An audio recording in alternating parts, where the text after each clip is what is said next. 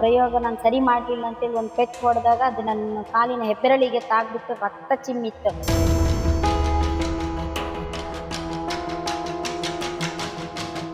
ಶಿಕ್ಷೆ ಇಲ್ಲ, ಶಿಕ್ಷಣ ಇದೆ.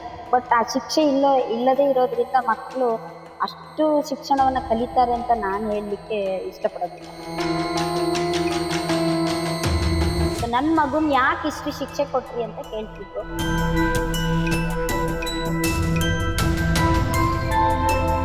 ಒಂದು ಮಗು ₹1 ಡಬ್ಬಿಯನ್ನು ಹಾಕಿ ಒಟ್ಟು ಮಾಡಿತ್ತು ಅಂದರೆ ಆ ಮಗು ಸಹ ದುಡ್ಡು ತಂದು ಕೊಟ್ಟಿದ್ದೇನೆ.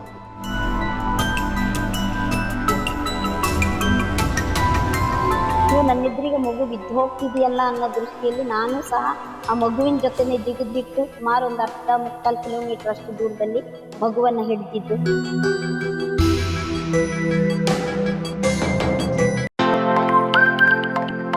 ನಮ್ಮೂರು ಎಕ್ಸ್‌ಪ್ರೆಸ್, ನಿಮ್ಮ ಸುದ್ದಿಯ ಜೊತೆಗಾರ.